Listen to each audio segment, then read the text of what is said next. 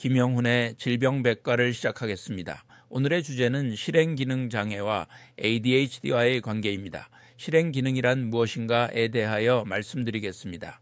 실행기능, Executive Function은 우리가 목표를 설정하고 계획을 수립하며 충동을 조절하고 문제를 해결하는 고차원적인 인지 능력을 말합니다. 이는 주로 뇌의 전두엽, 특히 전전두엽, 배측전두엽, 안하전두엽에서 이루어집니다. 이 기능은 당위, 기억, 작업기억, 인지적 유연성, 주의 집중, 자기조절 등을 포함하며 특히 현대사회에서 요구되는 자기통제력과 학습 능력의 핵심으로 작용합니다. ADHD, 주의력 결핍과 다활동장애는 단순히 주의 집중의 어려움만이 아니라 실행기능의 전반적인 약화와 밀접한 관련이 있습니다. 특히 ADHD-I와 청소년은 다음과 같은 실행기능 문제를 보입니다. 충동조절 어려움, 배측전두엽 기능 저하, 감정조절의 미숙함, 계획수립과 시간관리 능력 부족, 우선순위 결정의 어려움, 작업기억의 용량과 효율 부족. 이러한 특성은 충동성 폐인으로 이어질 수 있으며 즉각적인 보상에 민감하게 반응하고 미래의 목표나 장기적인 성취보다는 현재의 즐거움에 쉽게 휘둘리는 경향이 나타납니다. 안하전두엽 대 배측전두엽, 충동성과 집중력의 균형에 대하여 말씀드리겠습니다. 도파민은 보상과 관련된 신경 전달 물질로 동기부여 및 학습에 중요한 역할을 합니다. 게임이나 SNS, 밈 영상과 같은 즉각적이고 반복적인 자극은 도파민을 과도하게 생성시키며 이로 인해 선조체, 보상 중추가 과활성화됩니다. 문제는 도파민의 양 자체보다 이를 조절하는 전두엽의 기능입니다. 전두엽이 충분히 발달하지 못한 아이들은 비교적 적은 도파민 자극에도 쉽게 충동을 억제하지 못하고 과몰입 상태로 빠져듭니다. 안하전두엽은 행동의 지속과 몰입을 담당하는 반면 배측전두엽은 이를 억제하고 중단시키는 역할을 합니다. 이 두 부위가 균형 있게 작동할 때 인간은 충동을 억제하고 자기 주도적인 집중을 유지할 수 있습니다. ADHD-I나 과몰입 청소년의 경우 안하전두엽의 과도한 활성화와 배측전두엽의 낮은 기능이 문제의 핵심입니다. 예를 들어 게임이나 영상 시청에 몰두하면서 끊임없이 자극을 추구하고 해야 할 과제나 책임은 쉽게 미룹니다. 요즘 아이들은 고강도 선행학습과 입시 스트레스에 의해 뇌의 전두엽이 과부하 상태에 빠지기 쉽습니다. 이때 뇌는 효율을 높이기 위해 복잡한 과업을 회피하고 더 쉬운 자극 게임, 유튜브, SNS 등으로 빠르게 반응하는 습관을 형성하게 됩니다. 이는 곧 실행 기능의 약화, 특히 작업 기억의 저하로 이어지며 장기적으로는 학습 동기 저하와 자기 효능감 상실로 연결됩니다. 회복의 시작, 시스템 설계와 정서적 멘토링에 대하여 말씀드리겠습니다.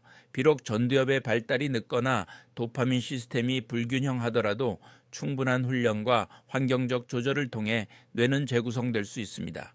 ADHD나 실행기능 장애를 겪는 아이들도 정서적 지지와 실행력, 훈련을 통해 다시 균형을 찾고 집중력을 회복할 수 있습니다. 문제는 의지력 부족이 아니라 뇌 시스템의 불균형이며 이를 이해하고 전략적으로 접근할 때 진정한 변화가 시작됩니다. 이들의 회복을 위해서는 단순한 훈계가 아니라 다음과 같은 방식의 인지적, 정서적 개입이 필요합니다.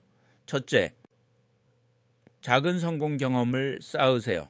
아주 작더라도 성공 경험을 쌓아가도록 돕는 것이 중요합니다. 여기에서 주변 사람이 해줄 수 있는 가장 중요한 피드백이 바로 칭찬입니다. 집에서 잠만 자고 게임만 해서 아무것도 칭찬해 줄 게 없는 것 같은 상황이더라도 어제보다 30분 덜 잔 것, 하루에 밥을 한 끼라도 제대로 챙겨 먹은 것처럼 아주 사소한 일상을 칭찬해 주는 일부터 시작해야 합니다. 그러면서 점점 더 큰 성취에 대해 칭찬해 주는 경험을 반복하다 보면 우울에 빠진 아이라고 하더라도 의기소침한 상태에서 빠져나올 수 있게 됩니다. 둘째, 실행 시스템을 만드세요. 게으른 아이는 모든 핑곗거리가 사라질 때까지 마냥 기다려주기만 해서는 안 됩니다. 이들이 피폐한 일상에서 탈출할 수 있도록 도와주는 방법은 시스템을 만들어주는 것입니다. 본인이 실천하면 편해지고 실천하지 않으면 불편해지는 시스템을 만들어 주어야 합니다. 이를 바탕으로 점진적인 행동 수정을 유도해야 합니다. 예를 들어 방 정리, 미행 시 세탁물 제공 안 하면 자신이 원하는 옷을 입으려면 자발적 정리 필요하게 됩니다. 또한 학원 차량 탑승 시간 외엔 이동 수단 없다면 정해진 시간에 준비 안 하면 불편함이 증가될 것입니다.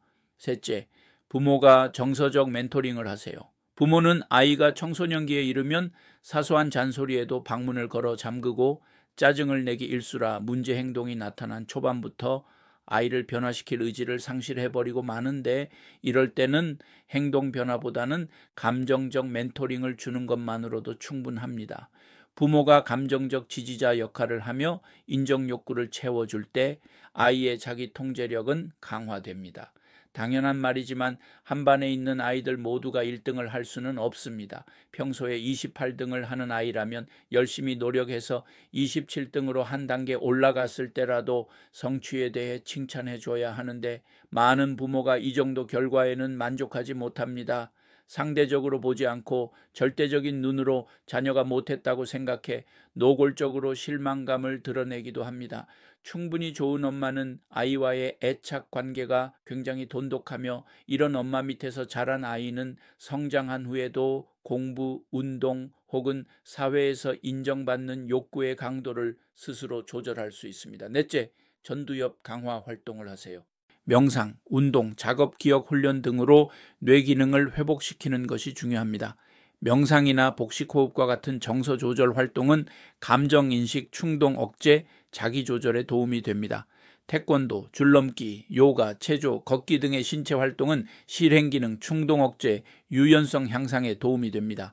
여행 계획 세우기, 시간표 만들기, 물건 정리 분류하기, 같은 계획과 실행 활동은 작업 기억, 계획력, 목표 설정을 향상시키는 데 도움이 됩니다. 악기 연주, 합주, 그림 그리기, 종이 접기 등의 예술 음악 활동은 집중력, 순서 기억, 유연한 사고 향상에 도움이 됩니다. 다섯째, 좋아하는 것뿐 아니라 해야 할 일에도 집중력을 발휘할 시간을 만드세요.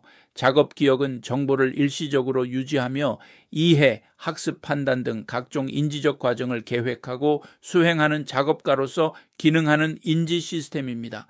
작업 기억은 정보를 유지하고 처리하는 능력이기 때문에 학습 효과를 높이는 데 핵심적인 역할을 담당합니다. 이 작업 기억을 주로 담당하는 부위 역시 전두엽이며, 이는 뇌 역량의 부하와 밀접한 관련이 있습니다.